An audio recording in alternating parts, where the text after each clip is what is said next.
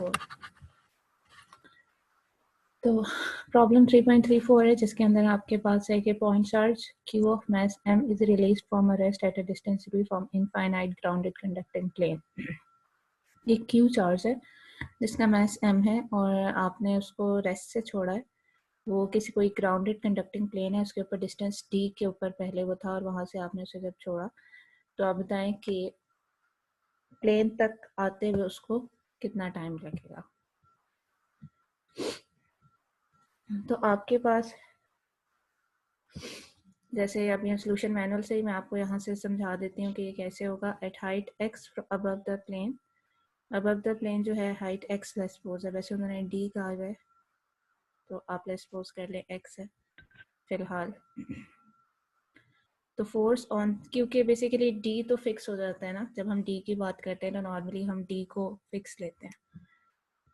x का मतलब होता है ये कि डिस्टेंस वेरी कर रहा है क्योंकि वो ऊपर से नीचे की तरफ आ रहा है तो उसका distance from the plane vary कर रहा होगा। तो फोर्स ऑन चार्ज क्यू अब हमने कैलकुलेट की भी ऑलरेडी, जब हमने मेथड ऑफ इमेजेस पढ़ा था तो उसके अंदर हमने ये देखा था कि जब ग्राउंडेड कंडक्टिंग प्लेन के ऊपर किसी पर्टिकुलर डिस्टेंस के ऊपर आपके पास चार्ज होता है तो उसके ऊपर क्या फोर्स लगती है, और उसका फोर्स का हमने फार्मूला कैलकुलेट किया था और वो आप वहाँ से देख लीजिएगा। उसमें z डिस्टेंस था जिसके ऊपर चार्ज था और एक ग्राउंडेड कंडक्टिंग प्लेन था। तो हमने ये देखना था कि ग्राउंडेड कंडक्टिंग प्लेन और उस चार्ज के दरम्यान में क्या फोर्स है, तो वो इधर से आ जाएगी। अब फोर्स होता है मैच टाइम एक्सेलरेशन। तो अगर x एक्सिस लेस सपोज आप ले रहे हैं, या फिर आप ये कह लें कि जो डायरेक्शन जिसके अलोंग चार्ज मूव कर रहा है उसको आप x ले रहे हैं, तो आपके पास उसकी एक्सेलरेशन उसके अलोंग d स्क्वायर x मतलब डबल डेरिवेटिव हो जाएगा x का। तो यहाँ से सारी चीज़ों को m को ओबियसली नीचे ले आए डिनोमिनेटर में, और अगर आप देखें तो यहाँ से आपके पास डबल डेरिवेटिव ऑफ x जो है और z जो है उसकी जगह फिर उन्होंने x ले लिया क्योंकि उस केस में हमारे पास z था डिस्टेंस, तो इस केस में हम डिस्टेंस x ले रहे हैं तो इसलिए हम लोग z की जगह x पुट कर देंगे।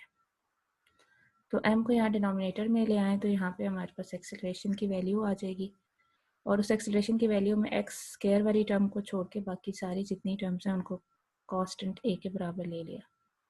यहाँ उन्होंने लिख दिया उसको कि x को छोड़ के बाकी सब जो नंबर्स हैं वो कांस्टेंट है, उसको a ले लिया। अब इन्होंने क्या किया कि v जो होता है ऑब्वियसली वो आपके पास dx बाई dt होगा, तो डबल डेरिवेटिव ऑफ x जो है वो आपके पास dv बाई dt हो जाएगा। तो ये जो इक्वेशन है इसमें d 2x over dt square, ये आपके पास इन्होंने dv बाई dt ले लिया और दोनों साइड पे v से मल्टीप्लाई कर दिया। अब इसमें इस वाली इक्वेशन में बस सिंपल यही किया है कि दोनों साइड पे v से मल्टीप्लाई किया, इस साइड वाली साइड को v की फॉर्म में रखा है और इस वाली साइड को x की फॉर्म में रखा है। मतलब ऑब्वियसली यहाँ पे भी जब v को मल्टीप्लाई करेंगे तो v नहीं रहने रखेंगे बल्कि dx बाई dt लिखेंगे उसकी जगह। अब अगर आप इसको देखें तो बेसिकली ये इसके बराबर आती है ये वाली साइड। एक मिनट, तो आपके पास जो ये वाली चीज़ है वो इसके बराबर आती है, मतलब अगर आप हाफ v स्क्वायर का डेरिवेटिव लें तो ये चीज़ आती है एक्चुअली। तो इसको इसलिए ऐसे लिख लिया, और इसी तरह अगर आप 1/x का डेरिवेटिव लें, a आप कांस्टेंट है जैसे बात है, तो आपके पास ये वाली टर्म आती है। तो इस तरह से ले लिया, फिर दोनों साइड से टाइम डेरिवेटिव जो है उनको आपने इंटीग्रेट करके ख़त्म कर दिया विद रिस्पेक्ट टू टाइम, तो ये ख़त्म हो जाएंगे। तो half v square equal to a by x आ जाएगा। तो इंटीग्रेशन के बाद अगर आप लिमिट नहीं पुट करते तो ऑब्वियसली साथ एक कांस्टेंट भी आ जाता है। तो ये इक्वेशन बन गई क्योंकि हमने उसे इनिशियली रेस्ट से जो है वो स्टार्ट किया था, तो इनिशियल कंडीशंस जो हैं वो उसमें क्या है कि इनिशियल वेलोसिटी 0 होगी और इनिशियली उसका डिस्टेंस फ्रॉम द प्लेन क्या था, d था। जैसे मैंने आपको बताया कि x इसलिए लिया है क्योंकि x का मतलब ये है कि वो कोई भी distance from the plane. D एक स्पेसिफिक डिस्टेंस है जो इनिशियली था, एक्स कोई भी डिस्टेंस हो सकता है किसी भी टाइम पे। तो वी को आपने इनिशियल वेलोसिटी 0 थी और डिस्टेंस उस वक्त क्या था, डी था। तो वहाँ से आपने कांस्टेंट की वैल्यू निकाल लेनी है इनिशियल कंडीशन से। इनिशियल कंडीशन से आपने कांस्टेंट की वैल्यू निकाल ली, फिर उसको आपने इस इक्वेशन के अंदर पुट कर दिया। फिर उसके बाद आपने हाफ को उधर ले गए तो आपके पास वी स्केयर आ गया। वी जो है वो आपके पास d x by d t है, तो मतलब ये d x by d t का होल स्केयर हो गया। पहले आप दोनों साइड पे स्केयर रूट ले लें और उसके बाद वी की जगह आप D x by d T put कर दें। फिर उसके बाद आपके पास इस तरह की फॉर्म एक रीअरेंज करके कुछ इन्होंने बनाई है, और यहाँ से फिर आपके पास अंदर सिंपल जो स्क्वायर रूट के अंदर आ रहा है इसका सिंपल एलसीएम ले लिए, और डी को और एक्स को जो डिनोमिनेटर में जब एलसीएम लेंगे आपके पास एक्स डी आएगा, उसमें एक्स को अंदर ही रहने दिया है इस वाले स्क्वायर रूट के, और डी को का स्क्वायर रूट अलहदा करके इस बाहर वाले कांस्टेंट के साथ मर्ज कर दिया असल में, मतलब सारे कांस्टेंट्स को एक जगह कर दिया। फिर उसके बाद इस इक्वेशन के दोनों साइड पे इंटीग्रेशन की। अब इंटीग्रेशन आपके पास एक्स के ऊपर होगी, एक्स डी से लेके 0 तक चेंज हो रहा है, और टाइम जो है वो 0 से लेके टी तक चेंज हो रहा है। तो ये आपने इंटीग्रेट किया, और उसके बाद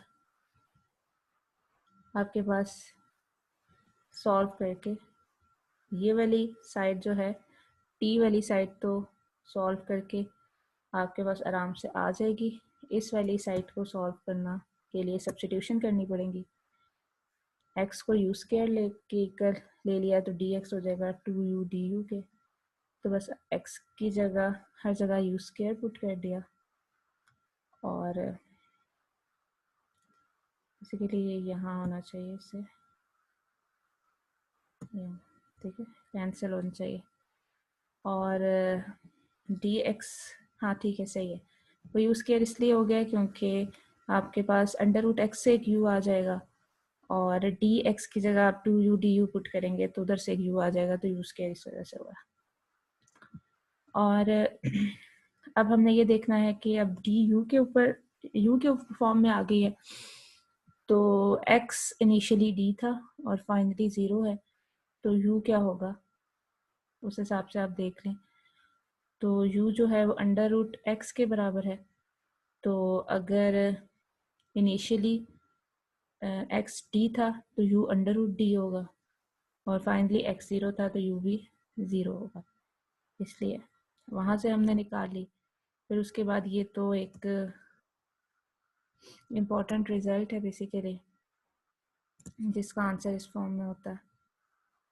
इसको पूरा निकालने की ज़रूरत नहीं है, आप इसको अगर याद कर लें तो इट्स ओके। ये जब फर्स्ट ईयर में आप इंटीग्रेशन स्टार्ट करते हैं मोस्टली, सेकेंड ईयर में सॉरी, तो वहाँ पे ये वाले रिजल्ट्स जो हैं वो निकलवाए जाते हैं। उसके बाद आपने सब्स्टिट्यूशन की और आपके पास एक ये वाली साइड का भी आंसर आ गया। अब ये जो आंसर आ गया, हाँ, इसको आप इन्हें यहाँ पे पुट कर देना है, और फिर दोनों साइड्स को कंपेयर करके वहाँ से टी की वैल्यू निकाल लेनी है। तो टी की वैल्यू हमने ही फाइंड करनी थी कि उसको कितना टाइम लगेगा एंड तक पहुँचने में। तो ये बस आ गया आपका। तो ये वाला एक प्रॉब्लम करना था। अब मैं नेक्स्ट चैप्टर स्टार्ट करने वाली हूँ, चैप्टर नंबर 4। चैप्टर नंबर 4 आपके पास है इलेक्ट्रिक फील्ड इन मैटर्स। तो इलेक्ट्रिक फील्ड इन मैटर्स वाला जो चैप्टर है, इसके अंदर हम लोग कैसे देखेंगे कि अगर एक, अब चले अभी तक हमने वैक्यूम के अंदर सारा कुछ देखा है, जब स्पेस होती है वैक्यूम होता है, तो हमारे पास फील्ड्स कैसे होती हैं, कैसे इंटरेक्ट करती हैं, फोर्सेस कैसे लगते हैं, सारा कुछ। अब हम लोगों ने देखना है कि अगर एक मटेरियल हो और उसको अगर आप इलेक्ट्रिक फील्ड के अंदर रख दें तो फिर वो कैसे बिहेव करता। अब डिफरेंट टाइप के मटेरियल्स होते हैं हमारे पास, जैसे आपके पास solid, liquid, gases, metal, woods, glasses, सारे जो है वो एक तरीके से ही रिस्पॉन्ड नहीं करते इलेक्ट्रोस्टैटिक फील्ड्स के अंदर। लेकिन हम लोग फिर भी दो मेन कैटेगरी में मटेरियल्स को डिवाइड कर देते हैं, जिनमें एक कंडक्टर होता है और एक इंसुलेटर होता है। और इंसुलेटर्स को बेसिकली डाइलेक्ट्रिक्स कहते हैं। जो डाइलेक्ट्रिक्स होते हैं वो बेसिकली इंसुलेटर्स होते हैं। तो अगर हम कंडक्टर की बात करें तो हम पहले उसके बारे में डिस्कस कर चुके हैं कि उसके अंदर बहुत सारे चार्जेस होते हैं जो फ्रीली मूव कर रहे होते हैं थ्रू द मटेरियल। और इसमें मतलब ये है कि आपके पास जो इलेक्ट्रॉन्स होते हैं वो एक किसी पर्टिकुलर एटम के साथ या उसके न्यूक्लियस के साथ एसोसिएटेड नहीं होते, बल्कि वो रैंडमली मूव कर रहे होते हैं।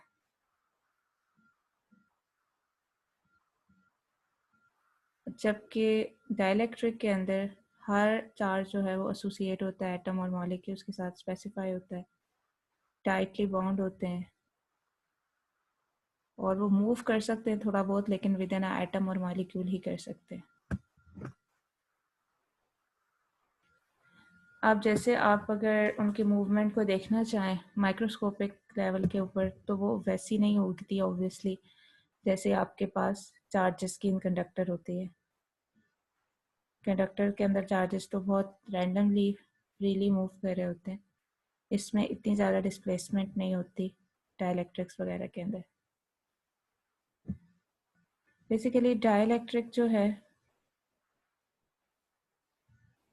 उसका मतलब ये होता है कि आपके पास energy storing capacity of the material, मतलब अगर आप किसी मटेरियल को इलेक्ट्रिक फील्ड के अंदर रखते हैं और वो पोलराइज हो जाती है तो उसकी वजह से उसके अंदर जो एनर्जी स्टोर होती है, तो मोस्टली आपके पास उसकी उसके हम इंसुलेटर का वर्ड इसलिए नहीं यूज़ करते, मतलब हम डाइलेक्ट्रिक का वर्ड यूज़ करने का भी हमारा एक रीज़न होता है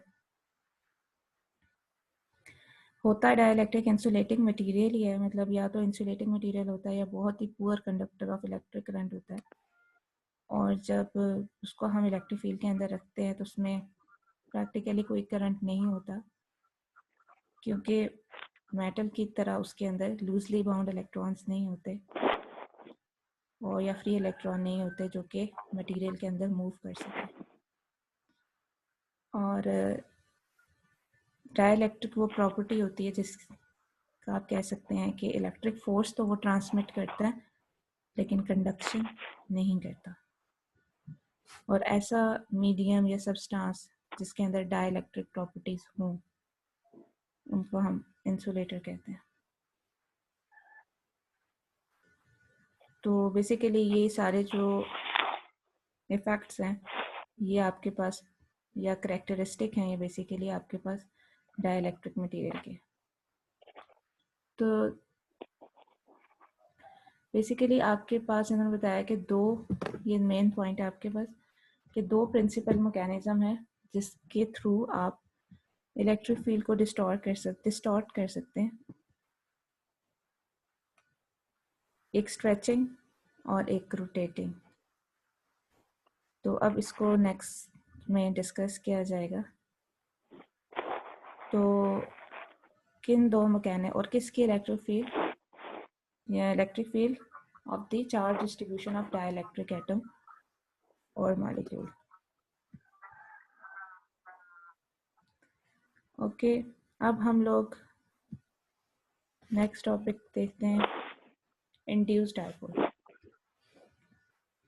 अब जब हमारे पास किसी भी न्यूट्रल एटम को आप इलेक्ट्रिक फील्ड के अंदर रखते हैं तो आपको आप यही कहते हैं कि अगर एक एटम न्यूट्रल है, उसके ऊपर कोई चार्ज नहीं, नेट चार्ज नहीं है, तो उसके ऊपर फील्ड कोई इफेक्ट नहीं डालेगी। लेकिन ऐसा होता नहीं है। बेशक एटम न्यूट्रल है, लेकिन उसके अंदर पॉजिटिव न्यूक्लियस और इलेक्ट्रॉन्स, नेगेटिव इलेक्ट्रॉन्स मौजूद हैं।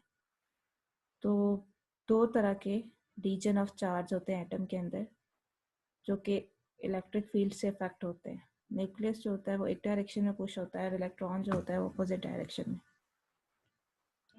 अगर आपके पास फील्ड बहुत ज़्यादा है, स्ट्रॉन्ग है, तो वो एटम को आयनाइज भी कर सकती है। मतलब वो आयनाइज कर देना मतलब एक स्टेट में ले आना कि बिल्कुल पॉजिटिव चार्ज एक साइड पे हो जाए और इलेक्ट्रॉन एक साइड पे हो जाए, और फिर आपके पास वो एटम जो है वो कंडक्टर बन जाए, बिकॉज इलेक्ट्रॉन्स को उससे न्यूक्लियस से फ्री करके उसकी कंडक्शन स्टार्ट कर दें। लेकिन अगर इलेक्ट्रिक फील्ड बहुत ज़्यादा एक्सट्रीम नहीं है, तो थोड़ी देर बाद ही इलेक्ट्रिक फील्ड के अंदर रखने के थोड़ी देर बाद ही एक इक्विलिब्रियम एस्टेब्लिश हो जाता है, जिसमें आपके पास फर्दर जो है वो आपके पास न्यूक्लियस और इलेक्ट्रॉन एक दूसरे से दूर नहीं जाते। तो नॉर्मली जब आपके पास एक एटम होता है तो उसके अंदर न्यूक्लियस होता है सेंटर में, और उसके बाद इलेक्ट्रॉनिक क्लाउड होता है, और जो इलेक्ट्रॉनिक क्लाउड का जो सेंटर होता है वो बेसिकली क्या होता है, न्यूक्लियस ही होता है। मतलब दोनों के सेंटर्स कोइंसाइड कर रहे होते हैं। लेकिन जब आप इलेक्ट्रिक फील्ड के अंदर रखते हैं तो फिर सेंटर कोइंसाइड नहीं कर रहे होते। मतलब आपके पास अगर न्यू न्यूक्लियस है और ये इलेक्ट्रॉनिक क्लाउड है, तो इनके सेंटर्स आपस में कोइंसाइड करें, लेकिन जब इलेक्ट्रिक फील्ड के अंदर रख देंगे तो पॉजिटिव चार्ज जो है वो इधर आ जाएगा, और जो नेगेटिव चार्ज है वो इस साइड पे आ जाएगा। और ये पॉजिटिव नेगेटिव चार्ज फिर एक दूसरे को अट्रैक्ट करते हैं, जिसकी वजह से एटम एक दूसरे के साथ बॉन्ड रहता है। तो ये जो दो अपोजिंग फोर्स हैं, अब एक है फोर्स जो कि इलेक्ट्रिक फील्ड की वजह से लग रही है, जो कि इन्हें दूर कर रही है एक दूसरे से, और एक उन दोनों की अट्रैक्शन है जिसकी वजह से वो एक दूसरे की तरफ अट्रैक्ट होते हैं। तो उन दोनों के बाद दरमियान में इक्विलिब्रियम एस्टेब्लिश हो जाता है, और मतलब कि दोनों एक दूसरे को बैलेंस कर देते हैं इस तरीके से कि एटम एक स्टेट के अंदर फिक्स हो जाता है, और वो जो स्टेट होती है उसको हम कहते हैं कि एटम अब पोलराइज हो गया है, जिसमें प्लस चार्ज स्लाइटली एक तरफ होता है और माइनस दूसरी तरफ होता है। तो अब इस एटम के अंदर एक टाइनी सा डायपोल बन जाता है, डायपोल मोमेंट। तो और उसकी वही डायरेक्शन होती है जो कि इलेक्ट्रिक फील्ड की डायरेक्शन होती है। मतलब आपके पास नेगेटिव से सॉरी पॉजिटिव की तरफ एक्सटर्नल इलेक्ट्रिक फील्ड की डायरेक्शन की बात करी जा रही है। ठीक है, तो इसका मतलब ये हो गया कि कितनी पोलराइजेशन किसी मटेरियल के अंदर प्रोड्यूस होगी, वो इस बात पे डिपेंड कर रहा है कि इलेक्ट्रिक फील्ड क्या है। तो इलेक्ट्रिक फील्ड जितनी स्ट्रांग होगी उस हिसाब से पोलराइजेशन होगी। तो लेकिन ये इसकी भी एक लिमिटेशन है। जैसे आपके पास हुक्स लॉ होता है ना, हुक्स लॉ में एक लिमिटेशन होती है कि ये नहीं है कि आप जितना मर्जी खींचते रहें मटेरियल को, वो उसकी जो फोर्स है वो directly proportional to the distortion हो। उसमें एक लिमिट होती है, विद इन इलास्टिक लिमिट अगर आप फोर्स अप्लाई करते हैं तो उसके अंदर जो डिस्प्लेसमेंट मटेरियल के अंदर प्रोड्यूस होती है वो फोर्स के प्रोपोर्शनल होती है। इसमें भी जो इंड्यूस्ड डायपोल मोमेंट है वो प्रोपोर्शनल होगा फील्ड के, अनलेस की फील्ड बहुत ज़्यादा स्ट्रॉन्ग ना हो जाए। ठीक है, और प्रोपोर्शनैलिटी के निशान फिर आप constant of proportionality alpha set आते हैं रिप्रेजेंट करते हैं, जिसको हम लोग एटॉमिक पोलराइजेबिलिटी कहते हैं। और इसकी जो अल्फा की वैल्यू है वो डिपेंड करती है एटम टू एटम वेरी करती है, जैसे मैंने यहाँ पे कुछ बताए हुए हैं डिफरेंट एटम्स एटॉमिक पोलराइजेबिलिटीज। और ये मैंने आपको ये बताया है कि ये किन यूनिट्स में इन्हें बताया गया।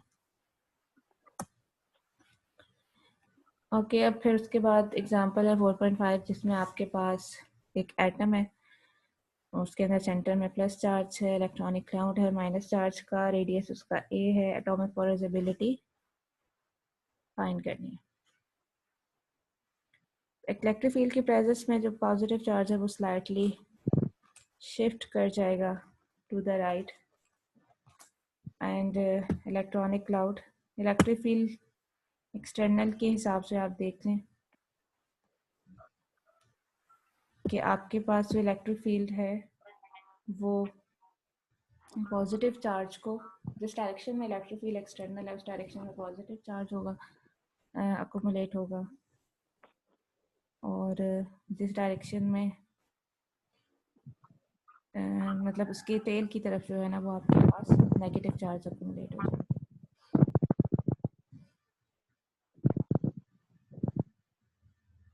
एक मिनट,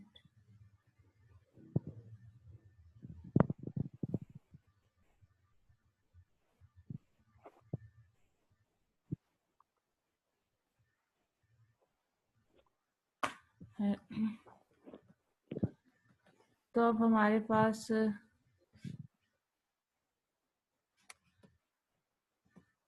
इस तरीके से कुछ हो गया है कि ये पहले सेंटर में था तो पॉजिटिव चार्ज अब ये स्लाइटली डिस्प्लेस करके है फ्रॉम द सेंटर, और डी डिस्टेंस हमने कहा सेंटर से तकरीबन डी डिस्टेंस पे वो डिस्प्लेस करके, और यहाँ पे आपके पास जो है वो नेगेटिव चार्ज आ गया।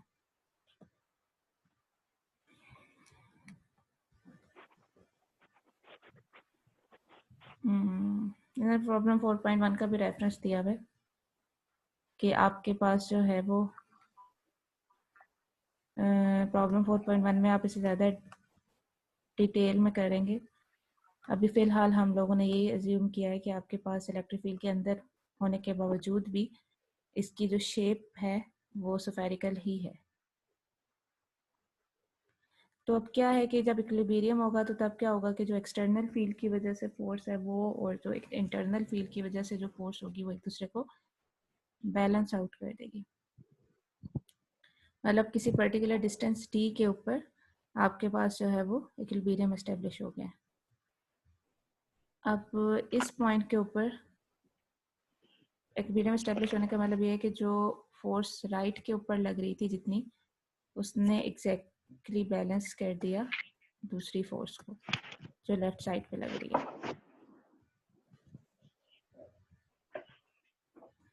मतलब E इज इक्वल टू ई का मतलब ये है कि E जो है ये इलेक्ट्रिक फील्ड जो एक्सटर्नल है वो है, और ये वाला जो E है ये वो फील्ड है जो कि इलेक्ट्रॉनिक क्लाउड की वजह से प्रोड्यूस हो रही है अपोजिट डायरेक्शन में। दोनों फील्ड्स ने एक दूसरे को बैलेंस कर लिया, कैंसिल आउट कर लिया।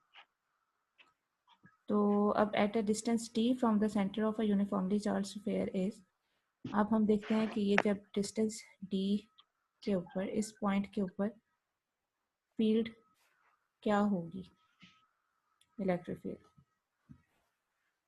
तो अब बेसिकली आपके पास प्रॉब्लम 2.12 का रेफरेंस दिया हुआ है, हम उसको देख लेते हैं कि ये किस तरीके से आया। तो बेसिकली जिस तरीके से आप स्फीयर के अंदर फील्ड फाइंड करते हैं ये वही वाला तरीका है। मैं सिर्फ आपको इसलिए बता रही हूँ ताकि रेफरेंस पीछे वाली बात इसलिए कह रही हूँ ताकि आपको थोड़ा सा क्लियर हो जाए। तो क्योंकि हमने स्फीयर के अंदर किसी पॉइंट के ऊपर फील्ड फाइंड करनी है तो इसलिए हम लोग इनसाइड द स्फीयर जो फील्ड का होती है उसका रिजल्ट हम यहाँ पे यूज़ करेंगे।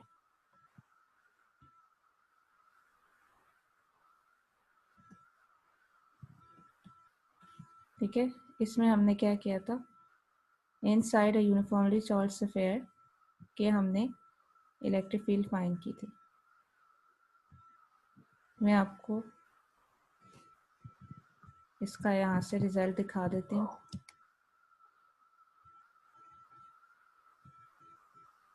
जिसको मैं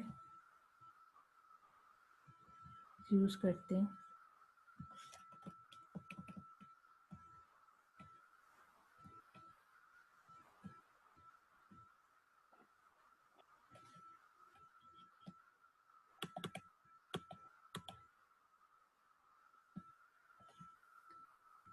ये वाला रिजल्ट जो है वो electric field inside the sphere. ठीक है, इस तरीके से हमने फाइंड कर लेना।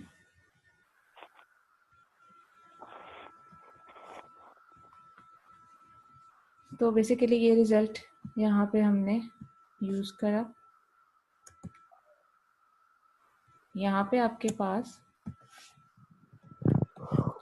जब आप यूज करेंगे इनसाइड द स्फीयर का इलेक्ट्रिक फील्ड, तो उसको आपके पास होती है क्यू आर ओवर आर, मतलब एक आर होता है वो डिस्टेंस जिसके फ्रॉम द सेंटर जिसके ऊपर आपने फील्ड फाइंड करनी होती है, और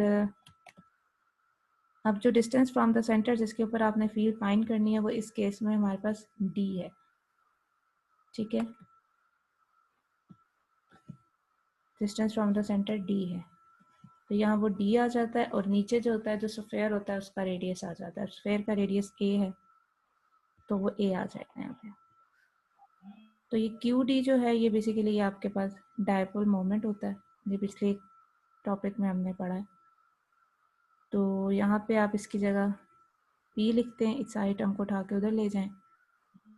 तो हमें अल्फा फाइंड करना था, तो P is equal to alpha e वाली इक्वेशन से इसको कंपेयर कर लें, तो ये सारी चीज़ अल्फा के बराबर हो जाएगी। अब यहाँ पे फिर इन्होंने वॉल्यूम की फॉर्म में लिखा है, स्फीयर है, स्फीयर का वॉल्यूम 4/3 पाई ए क्यूब हो जाएगा। वहाँ से ए क्यूब की वैल्यू निकाल के यहाँ पुट कर दे वी की फॉर्म में, आंसर आ जाएगा। और तो दिस एटॉमिक और एस्ट्रोनॉमिकली क्रूड, मतलब क्योंकि यहाँ पे हमने स्फेरिकल सिमेट्री रखी है ना, मतलब दो के वो इलेक्ट्रिक फील्ड के अंदर है, तो इस फिर भी उसको थोड़ा सा डिस्टॉर्ट तो होना चाहिए था, उसकी शेप को बिल्कुल स्फेरिकल तो नहीं रहना चाहिए था, लेकिन हमने स्फेरिकल सिमेट्री को रखा है, तो ये क्रूड मॉडल है, मतलब बिल्कुल रियलिस्टिक नहीं है, लेकिन इसका रिजल्ट फिर भी इतना बुरा नहीं है, मतलब इसको कुछ जगहों पे हम यूज़ कर सकते हैं, मतलब तकरीबन with in a factor of 4, मतलब ये अगर कुछ नंबर्स तक इसकी वैल्यू जो है वो ठीक आती है। अगर आपने बहुत हायर ऑर्डर टर्म्स इंक्लूड करनी है तो उसमें फिर थोड़ा सा एरर आ जाता है, और बहुत से सिंपल आइटम्स के ऊपर भी आप ये वाला कॉन्सेप्ट अप्लाई कर सकते हैं जिनके अंदर बहुत कंसिडरेबल चेंज नहीं आता। ओके, मॉलिक्यूल के अंदर, ये तो एटम की बात होती है, मॉलिक्यूल के अंदर सिचुएशन इतनी सिंपल नहीं होती, और समटाइम्स वो एक डायरेक्शन में पोलराइज हो जाते हैं, समटाइम्स वो किसी और डायरेक्शन में पोलराइज हो जाते हैं। जैसे मिसाल के तौर पे कार्बन डाइऑक्साइड का है कि जब आप इलेक्ट्रिक फील्ड अप्लाई करते हैं along the axis of the molecule, तब उसके अंदर इतनी पोलराइजेशन होती है, और मतलब एक्सिस के अलोंग, जिस भी आपने एक्सिस के अलोंग अगर आपने उसकी फील्ड अप्लाई की है तो उसकी पोलराइजेबिलिटी इतनी होती है, और अगर आप परपेंडिकुलर डायरेक्शन में अप्लाई कर दें तो फिर इतनी होती है। तो अगर आपके पास किसी एंगल के ऊपर आप अप्लाई कर दे with respect to the axis of the molecule, तो फिर तो उनको आपको रिजॉल्व करना पड़ता है कंपोनेंट्स में, parallel to the axis and perpendicular to the axis. फिर टोटल पोलराइजेबिलिटी जो है वो alpha perpendicular E perpendicular plus alpha parallel E parallel. तो इस केस में जो डायपोल मोमेंट भी इंड्यूस होते हैं वो सेम नहीं होते, not even be in the same direction as e. मतलब जैसे पहले तो हमने देखा था कि जो ई की डायरेक्शन है वो पोलराइजेशन की डायरेक्शन है, लेकिन हमारे पास इस तरह के केस में जहाँ पे एक डायरेक्शन में और पोलराइजेशन हो दूसरे में और हो, उसमें जो डायपोल मोमेंट इंड्यूस होते हैं वो ज़रूरी नहीं है कि वो इलेक्ट्रिक फील्ड की डायरेक्शन में हो। वैसे तो कार्बन डाइऑक्साइड ने कहा कि काफ़ी सिंपल सा मॉलिक्यूल है, क्योंकि इसमें एटम्स ने एक दूसरे को स्ट्रेट लाइन में अरेंज किया होता है, लेकिन अगर आपके पास बहुत एसिमेट्रिकल मॉलिक्यूल हो, मतलब जिसमें कोई सिमेट्री ना हो, बहुत अजीब से वहाँ पे एक अरेंजमेंट हो, तो फिर उस केस के लिए हम लोग जो ये 4.1 इक्वेशन है जो कि बहुत सिंपल सी है, इसको आप रिप्लेस कर देते हैं bye general linear relation between E and P, इस तरह की फॉर्म है, मतलब एक टेंसर्स की फॉर्म में बन जाता है, एक मैट्रिक्स की फॉर्म बन जाती है जिसमें एक्स वाई जी डायरेक्शन में अलग-अलग पोलराइजेशन फाइंड करते हैं और उसके लिए आपको ये सब चीज़ें पता होनी चाहिए, एक्स डायरेक्शन में ई, वाई डायरेक्शन में, जेड डायरेक्शन में ई, और उसके हिसाब से आपको पोलराइजेबिलिटी भी पता होनी चाहिए। तो अगर आप देखें तो ये आपके पास 9 कंपोनेंट्स आ रहे हैं अल्फ़ा के, अल्फ़ा आई जे इंडेक्स है, एक पहले में आई सेम है, जे डिफरेंट है, फिर दूसरे में भी इसी तरह है, तीसरे में भी इसी तरह, पहले में आई एक्स है, जे चेंज हो रहा है, फिर दूसरे में आई वाई है, फिर जे चेंज हो रहा है, तीसरे में आई जेड है, फिर जे चेंज हो रहा है। तो इसे पोलराइजेबिलिटी टेंसर कहते हैं, अल्फ़ा आई जे, और इनकी वैल्यू ऑब्वियसली डिपेंड कर रही होती है ओरिएंटेशन ऑफ द एक्सिस जो आप चूज़ करते हैं। तो इसमें फिर कह रहे हैं कि आपके पास जो भी एक्सिस आपने चूज़ किया उसके रिस्पेक्ट से फिर आपके पास इनकी वैल्यूज़ होती हैं, और ये आपकी चॉइस होती है कि आप एक प्रिंसिपल एक्सिस ले लें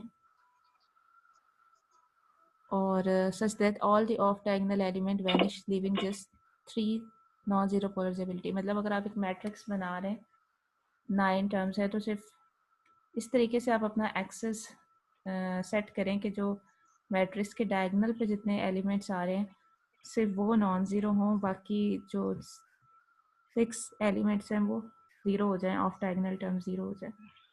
तो ये आप अपने हिसाब से सेट करते हैं क्योंकि ये एक्सेस के ऊपर डिपेंड कर रहा होता है कि आपने एक्सेस क्या चूज़ किया, उस हिसाब से इसकी वैल्यूज होती हैं।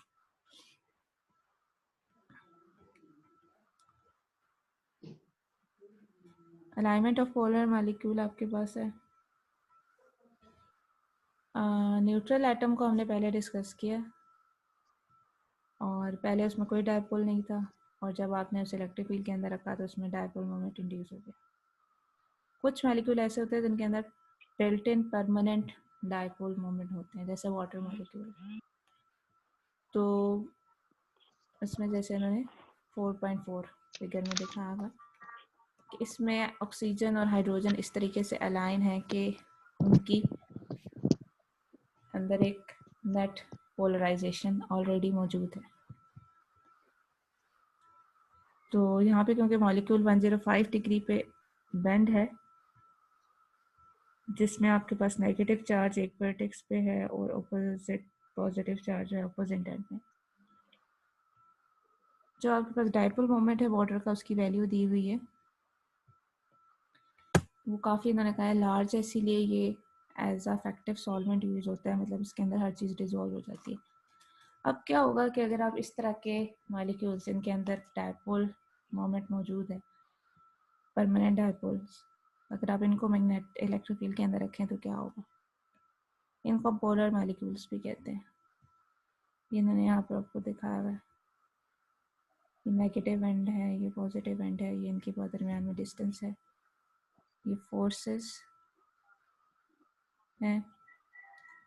तो आपके पास नेट इलेक्ट्रिक फील्ड, अब क्या होगा कि अगर आप इनको इलेक्ट्रिक फील्ड के अंदर रखें, अब जैसे उन्होंने शो किया कि ये आपके पास नेगेटिव एंड है, ये पॉजिटिव एंड है, अब जब आपने इनको इलेक्ट्रिक फील्ड जो कि इस डायरेक्शन में पॉइंट करी है इसके अंदर जब आपने उसे रखा तो इस पर भी फोर्स लगेगी, इस पर भी फोर्स लगेगी, अब इसलिए इस पर एक डायरेक्शन में लगेगी इलेक्ट्रिक फील्ड की डायरेक्शन में, इस पर अपोजिट डायरेक्शन में लगेगी। तो अगर दोनों चार्जेस सेम है, मतलब इतना पॉजिटिव चार्ज है उसलिए इतना ही नेगेटिव चार्ज है, तो दोनों फोर्सेस का मैग्नीट्यूड सेम होगा और डायरेक्शन ऑपोजिट होगी। तो अगर आप फर्स्ट कंडीशन ऑफ इक्विलिब्रियम देखें तो फोर्सेस तो एक दूसरे को बैलेंस कर रही हैं, लेकिन जो टॉर्क है वो प्रोड्यूस होगा इसके अंदर, ठीक है, ये इसको रोटेट करेगा इधर से और ये यहाँ से इसको रोटेट करेगा, तो जो नेट टॉर्क है वो सेम डायरेक्शन में होगा, क्योंकि ऑब्वियसली अगर आप इसको इसके जो लाइन इनको ज्वाइन कर रही है उसके सेंटर को अगर आप एक्सिस ले रहे हैं तो इसके अबाउट इसकी वजह से और इसके अबाउट इसकी वजह से दोनों जो है वो यूँ, उसी तरह इसके अबाउट इसकी वजह से, तो दोनों सेम डायरेक्शन में है तो इसलिए दोनों को ऐड करें। तो क्रॉस प्रोडक्ट होगा ऑब्वियसली आर एफ डिस्टेंस होगा पॉजिटिव चार्ज का सेंटर से, और आर नेगेटिव डिस्टेंस होगा नेगेटिव चार्ज का सेंटर से।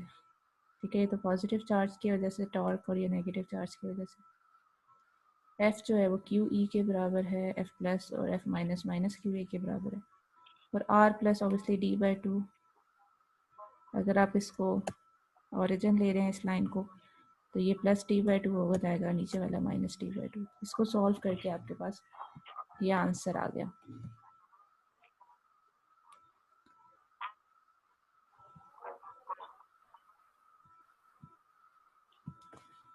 फिर उसके बाद हमारे पास ये क्यू डी जो है वो पी के बराबर था, तो टॉर्क किसके बराबर हो गया, पी क्रॉस सी। तो ये तो बेसिकली आपने पहले भी पढ़ा होगा कि जब आप किसी डायपोल मोमेंट को इलेक्ट्रिक फील्ड के अंदर रखते हैं तो उसके अंदर एक टॉर्क प्रोड्यूस होता है। तो ये टॉर्क किस डायरेक्शन में प्रोड्यूस होता है, ये इस डायरेक्शन में प्रोड्यूस होता है कि ये चाहता है कि आपके पास जो पी है वो पैरेलल हो जाए ई के। तो पोलर मॉलिक्यूल रोटेट करना शुरू कर देता है इलेक्ट्रिक फील्ड के अंदर, और ये तब तक रोटेट करता है, स्विंग करता रहता है समटाइम्स, तो कि आपके पास इसकी डायरेक्शन पैरेलल हो जाए इलेक्ट्रिक फील्ड के। अगर तो फील्ड नॉन यूनिफॉर्म हो, ठीक है, मतलब डिफरेंट पॉइंट्स पे डिफरेंट फील्ड है, तो फिर तो फोर्सेस एक दूसरे को एग्जैक्टली कैंसिल नहीं करती, और फिर नेट टॉर्क के साथ नेट फोर्स भी एक्ट कर रही होती है डायपोल पे, in addition to the torque. Of course, E must change rather abruptly for there to be significant variation in the space of one volt. So this is not ordinarily a major consideration in discussing the behavior of dielectric formula for this. इन्होंने आपको बताया कि अगर field non uniform है और forces एक दूसरे को बैलेंस नहीं कर रही, तो फिर ऑब्वियसली आपके पास एक ये वाला फैक्टर भी आ जाएगा, क्योंकि दोनों फोर्सेस एक दूसरे को बैलेंस नहीं कर रही, तो एक नेट फोर्स भी आ जाएगी। तो डेल्टा ई जो है वो difference and the field between the difference between the field at the plus end and at the minus end. तो अगर आपके पास डायपोल बहुत शॉर्ट है, तो आपके पास अप्रोक्सीमेशन इक्वेशन 1.35 आप पीछे से देख लीजिएगा, उसको यूज़ किया हुआ कि अगर आपने बहुत स्मॉल आपके पास डायपोल मोमेंट है, तो बेसिकली स्मॉल चेंज को जो है, जैसे इन्होंने आपके पास डेल्टा ई एक्स है कि small change in electric field in the x direction, तो ये फार्मूला जो है वो यूज़ किया हुआ आपके पास बेसिकली वो बराबर है gradient of x into dot of D. ठीक है, डी क्या था, distance between these two charges. तो इसी तरह आप ई वाई के लिए भी कर सकते हैं और ई जेड के लिए भी कर सकते हैं। तो अगर आप उसको लिखें तो जो चेंज इन ई है वो बेसिकली आपके पास इस तरीके से भी आप उसे लिख सकते हैं। तो आपके पास इस वाली इक्वेशन में फिर डेल ई की जगह आपके पास ये आ जाएगी। तो for perfect dipole of infinitesimal length, मतलब बहुत छोटी लेंथ का अगर आपके पास डायपोल है, तो जो आपके पास 4.4 इक्वेशन है gives the torque about the center of the dipole even in a non uniform field। मतलब फोर्स की तो हमने बात कर ली कि फोर्स आपके पास उस पर नेट ज़ीरो नहीं होगी, लेकिन इवन अगर आपके पास परफेक्ट डायपोल हो और उसकी लेंथ इतनी बड़ी ना हो, छोटी लेंथ हो, जैसे अभी हमने देखा कि अगर डायपोल बहुत बड़ा नहीं है तो आप फोर्स इस तरीके से फाइंड कर सकते हैं। तो इसी तरह अगर नॉन यूनिफॉर्म फील्ड है और अगर डायपोल बहुत बड़ा नहीं है, तो आप उसके बाद जो टॉर्क है वो आप 4.4 इक्वेशन से फाइंड कर सकते हैं। तो ये जो टॉर्क आपने 4.4 इक्वेशन में फाइंड किया है, ये about the centre of the dipole था। ठीक है, मतलब ऑब्वियसली डायपोल जो है उसके सेंटर के अबाउट आपने टॉर्क फाइंड किया था। तो अगर आप किसी और पॉइंट के अबाउट, सेंटर के अलावा किसी और पॉइंट के अबाउट टॉर्क फाइंड करना चाहते हैं, तो फिर आपके पास आर क्रॉस एफ का भी एक फैक्टर आ जाएगा। पी क्रॉस ई तो खैर पहले ही आ रहा था, फिर आर क्रॉस एफ भी आ जाएगा। ठीक है, नॉन यूनिफॉर्म फील्ड के अंदर की बात कर रही हूँ कि अगर आपके पास नॉन यूनिफॉर्म फील्ड है तो उसके अंदर अगर आपके पास सेंटर के अबाउट आप डायपोल के सेंटर के अबाउट और फाइंड करें तो फिर तो उसी तरह आ जाएगा, लेकिन अगर किसी और पॉइंट के अबाउट करें तो फिर इस तरीके से आ जाएगा। तो एफ तो आप इस फार्मूले से फाइंड कर लेंगे और आर जो है वो डिस्टेंस होगा उस पॉइंट का जिसके अबाउट आपने फाइंड करना है डॉल।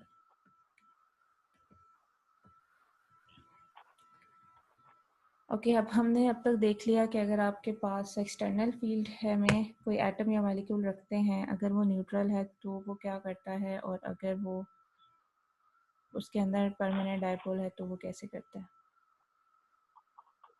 तो अब हमने वापस आते हैं अपने क्वेश्चन की तरफ कि अगर आपके पास डाइलेक्ट्रिक मटेरियल को इलेक्ट्रिक फील्ड के अंदर रखें तो क्या होगा।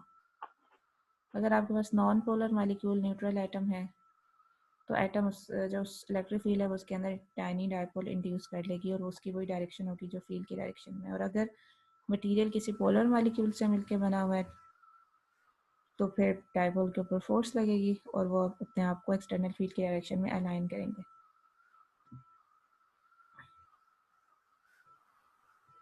अब इसमें ये होता है मोस्टली कि जैसे उन्होंने आगे ब्रैकेट की हुई है चीज़ के, जब आपके पास थर्मल मोशन भी कुछ मटेरियल के अंदर हो रही होती है, मतलब मॉलिक्यूल वाइब्रेट कर रहे होते हैं, तो नॉर्मली तो आपके पास यही होता है कि अगर आप इलेक्ट्रिक फील्ड के अंदर रखें तो डायपोल मोमेंट अपने आप को इलेक्ट्रिक फील्ड की डायरेक्शन में अलाइन करने की कोशिश करते हैं, लेकिन थर्मल मोशन की वजह से समटाइम्स ये अलाइनमेंट कंप्लीट नहीं हो सकती।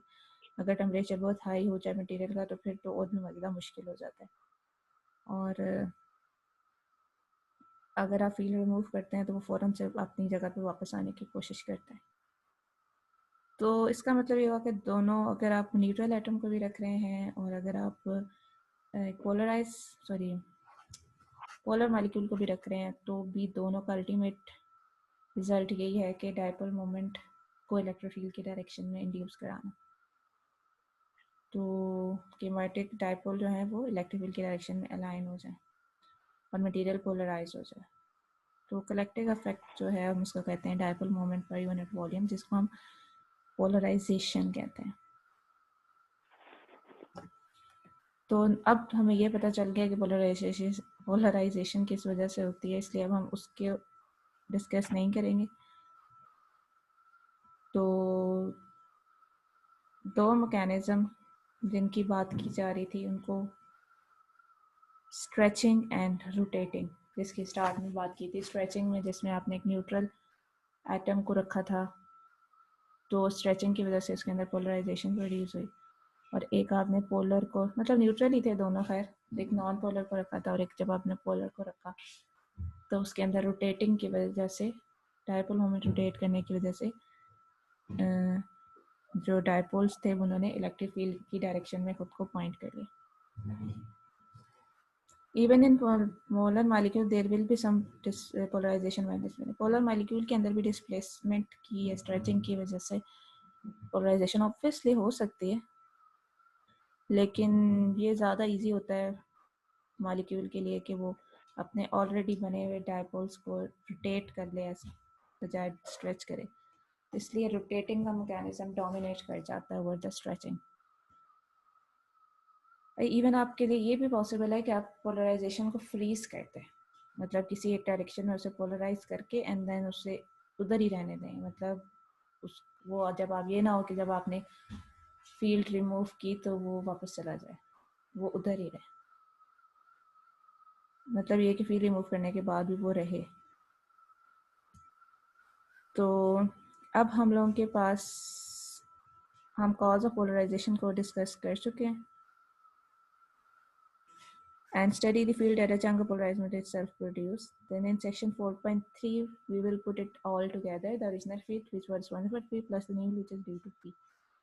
अब हम जो है मज़ीद इसमें जो डिस्कशन करने वाले हैं वो ये है कि आपके पास एक तो फील्ड थी जिसकी वजह से पोलराइजेशन हुई और एक ओरिजिनल फील्ड थी, मतलब फिर दो टाइप की पोलराइजेशन हम आगे मज़ीद डिस्कशन करेंगे।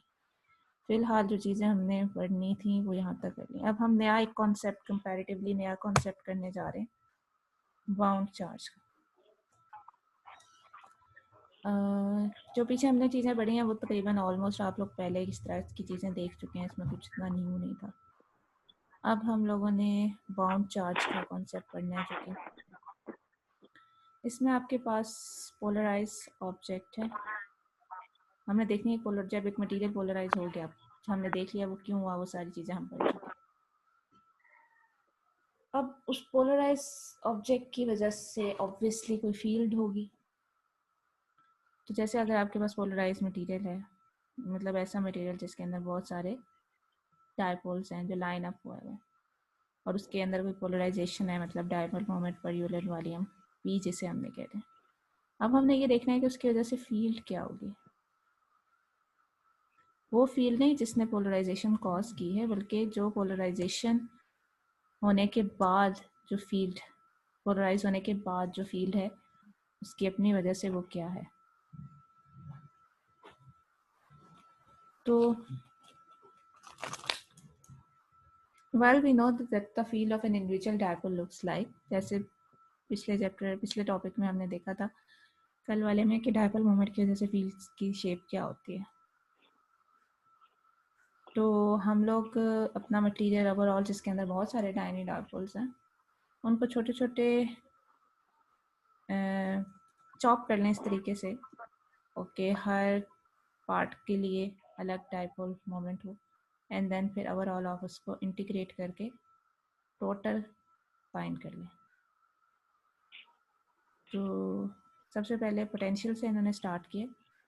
पिछले लेक्चर के अंदर हमने potential due to a dipole, single dipole का एक्सप्रेशन देखा था जो कि इसके बराबर था। इसमें आपके पास आर जो है वो वेक्टर है।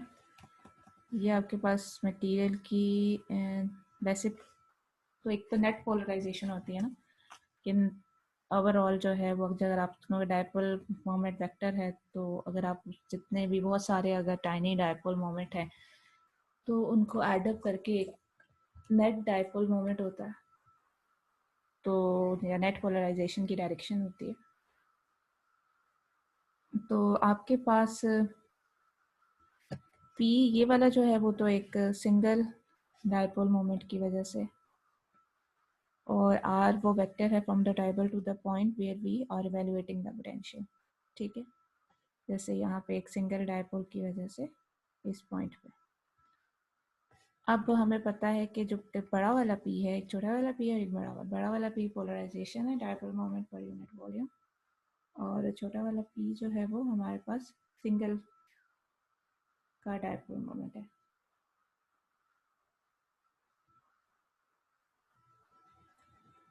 तो हमारे पास ये फिर हो जाएगा P बाय V या डी टॉ कर दें, तो हमारे पास कैपिटल P जो है वो P बाय डी टॉ, या स्मॉल p जो है वो कैपिटल P इंटू डी टॉ हो जाएगा। तो स्मॉल g की जगह हमने ये चीज़ पुट कर दी। फिर उसके बाद ये एक आइडेंटिटी यूज़ की हमने, ग्रेडियंट ऑफ 1/r जो है वो इसके बराबर होता है, तो 1/r स्क्वायर r हेड की जगह इन्होंने ग्रेडियंट ऑफ 1/r पुट कर दिया। प्रोडक्ट रूल नंबर जो इस बुक के एंड में लिखे हुए हैं उसमें से 5 प्रोडक्ट रूल नंबर यूज़ करके इन्होंने इस तरह की फॉर्म के ऊपर प्रोडक्ट रूल नंबर 5 लगा के ये चीज़ फाइंड कर ली। फिर उसके बाद इसके ऊपर डाइवर्जेंस थ्योरम लगा दिया इस वाली पहली टर्म के ऊपर, तो ये आ गया। तो हमने एक सिंगल डायपोल के पोटेंशियल से हमने एक इक्वेशन फाइंड कर ली, और इसमें बेसिकली जो आपके पास P डॉट डी ए है, इसमें डी ए ऑब्वियसली आपके पास एरिया एलिमेंट है और उसकी डायरेक्शन नॉर्मल वेक्टर के अलोंग होगी परपेंडिकुलर टू द प्लेन। तो P डॉट एन हैट जो है ऑब्वियसली इसकी डायरेक्शन एन हैट के अलोंग होगी, तो P का जब आप एन हैट के साथ डॉट लेंगे तो आपके पास जो टर्म चीज़ आती है उसको हम कहते हैं surface charge, sigma be bound surface charge normal vector है। और जो सेकेंड टर्म है ये वाली, ठीक है, क्योंकि ये एरिया एलिमेंट है तो इसलिए ये सरफेस चार्ज आएगा इधर से, और ये वॉल्यूम एलिमेंट है तो उसके साथ वॉल्यूम चार्ज डेंसिटी आएगी, रो आएगी। तो यहाँ पे आपके पास माइनस साइन आ जाएगा ये वाला, और साथ डेल डॉट पी, ये आपके पास वॉल्यूम चार्ज आ जाएगा। तो पी डॉट एन हैट की जगह आपने सिग्मा पी पुट कर दिया, माइनस डाइवर्जेंस ऑफ पी की जगह आपने रो बी पुट कर दिया। तो अभी एक चीज़ और आप देख लें कि यहाँ का जो यूनिट वेक्टर था डी ए का, वो इन्होंने इसके साथ सिग्मा बी में इंक्लूड कर दिया ना, तो इसलिए यहाँ पे सिर्फ जब आप दूसरी दफ़ा लिखेंगे सिग्मा बी के साथ तो वहाँ पे सिर्फ मैग्नीट्यूड लिखेंगे, क्योंकि यूनिट वेक्टर यहाँ पे इंक्लूड हो गया। इसका मतलब ये हुआ कि इसका मतलब क्या है कि आपके पास पोटेंशियल पोलराइज ऑब्जेक्ट की वजह से क्या होता है, वो होता है जो कि एक volume charge minus divergence of P plus or surface charge density P dot n hat की वजह से प्रोड्यूस होता है। मतलब पोलराइज ऑब्जेक्ट की वजह से जो पोटेंशियल है वो एक्चुअली वो पोटेंशियल है जो कि इस सरफेस चार्ज डेंसिटी और इस वॉल्यूम चार्ज डेंसिटी की वजह से। तो बजाय ये कि हमने तमाम छोटे छोटे डायपोल्स की वजह से जो कंट्रीब्यूशन है उसको इंटीग्रेट करते, हम जस्ट ये बाउंड चार्ज फाइंड कर लें, सरफेस बाउंड चार्ज और वॉल्यूम बाउंड चार्ज, और फिर उनकी वजह से फील्ड फाइंड कर लें, जैसे हम नॉर्मली सरफेस या वॉल्यूम चार्जेस की वजह से फाइंड करते हैं यूजिंग गॉसियस लॉ। जैसे एग्जांपल 4.2 में है electric field produce by uniformly sphere polarise sphere of radius R. Sphere है, उसका रेडियस आर है और वो पोलराइज है, उसकी पोलराइजेशन की direction along the Z axis हमने ले ली। तो सिग्मा सिंपल, अगर आपने जब क्या हो गया कि आपको ये पता चल गया कि अगर आपने पोलराइज्ड मटेरियल की वजह से फील्ड फाइंड करनी है तो आप कैसे करेंगे। सिंपल, आपने क्या करना है, सिग्मा बी और रो बी फाइंड करना है। सिग्मा बी के लिए आपको पी डॉट एन है, पी मतलब बेसिकली आपको चाहिए पोलराइजेशन से, तो हमें ये गिवन है कि पोलराइज मटेरियल है और हमने सपोज कर लिया कि पोलराइजेशन की डायरेक्शन जेड एक्सिस के अलॉन्ग है, तो पी डॉट एन हैट ले लें। एन जो है वो कोई भी एरिया एलिमेंट की डायरेक्शन हो सकती है सरफेस के ऊपर, तो P dot n hat simple आपके पास क्या आ जाएगा, P into cos of theta. Theta जो है वो स्फेरिकल कोऑर्डिनेट में। अब हम लोग, अब इसमें भी इन्होंने कहा है कि इसमें भी इट डिपेंड्स के जो पोटेंशियल होता है, ये तो हमारे पास सरफेस चार्ज डेंसिटी है जो कि हम ये कहेंगे कि इस स्फीयर के ऊपर ये सरफेस चार्ज डेंसिटी है। और हमने एग्जांपल 3.9 में पीछे पोटेंशियल ऑफ सच कॉन्फ़िगरेशन, मतलब अगर आपके पास सरफेस के ऊपर चार्ज है, ठीक है, ये हमने किया है पीछे जो हमने सेपरेशन ऑफ वेरिएबल्स में किया, सरफेस के ऊपर अगर चार्ज है तो फिर उसकी वजह से जो पोटेंशियल होता है इनसाइड आउटसाइड वो क्या होता है, वो हमने वैसे ये कैलकुलेट किया है। तो यहाँ पे हम लोगों के पास जो आर कॉस थीटा है उसको यहाँ पे, जैसे ये आर कॉस थीटा है, आर कोई भी डिस्टेंस है सेंटर के अंदर कोई भी पॉइंट का, मतलब स्फीयर के अंदर कोई भी पॉइंट का डिस्टेंस फ्रॉम द सेंटर, तो आर कॉस थीटा आपके पास हो गया, जेड के बराबर ले लिया।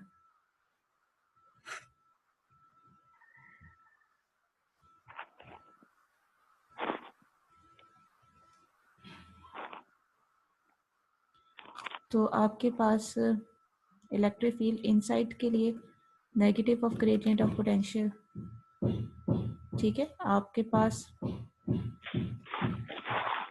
जो है वो, अच्छा मैं एग्जांपल 3.9 का रिजल्ट भी देख लेती हूँ ताकि उसको देख लूँ कि उसमें उन्होंने क्या चेंजेस किए हैं।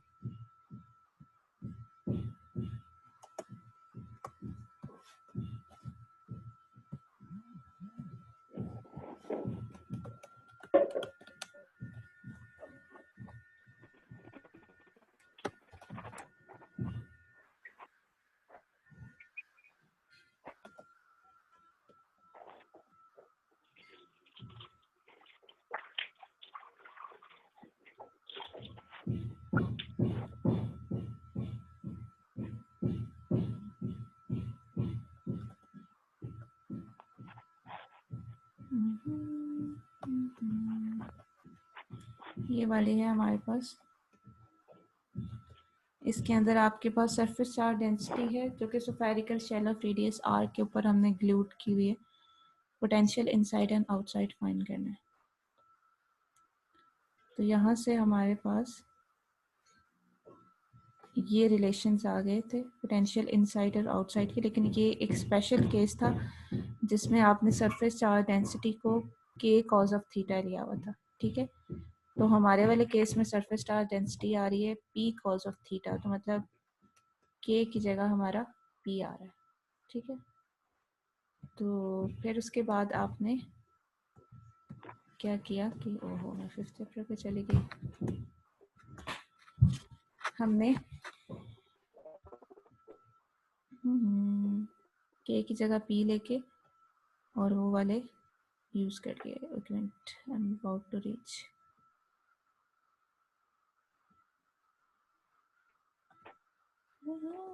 चला गया। ओके, फिर हमने negative of the gradient of potential लेके इनसाइड हमने फील्ड फाइंड कर ली जो कि इसके बराबर आ गई। और outside the sphere the potential is identical to that of a perfect dipole. Potential outside वाला जो आ रहा था हमारा वो ये आ रहा है। तो इसमें इन्होंने कहा कि आप पोलराइजेशन की वैल्यू पुट कर दें, जैसे P बाय वॉल्यूम, वॉल्यूम क्या होता है स्फीयर का 4/3 पाई आर क्यूब। जब आप वो पुट करेंगे तो आपके पास इस फॉर्म में आंसर आ जाएगा। ठीक है, तो ये आपके पास पोटेंशियल है वो जैसे एक डायपोल की वजह से होता है, तो ऑब्वियसली आउटसाइड जो फील्ड होगी वो भी वही होगी जो कि एक डायपोल मोमेंट की वजह से होती है।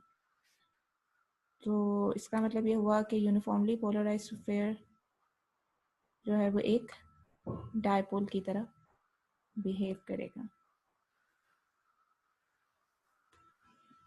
ग्रेट।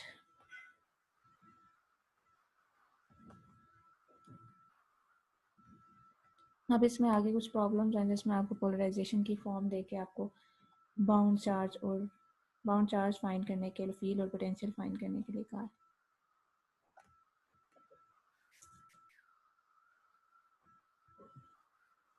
फिजिकल इंटरप्रिटेशन,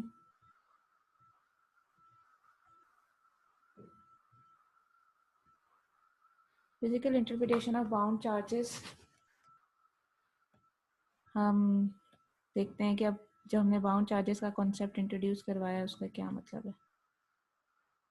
ओके, मेरे ख्याल में बी के लिए इतना काफ़ी है, मैं खुद भी थक गई।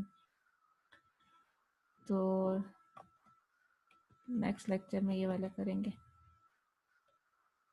ओके क्लास, अगर अभी तक यहाँ तक किसी का कोई सवाल है तो पूछ लें।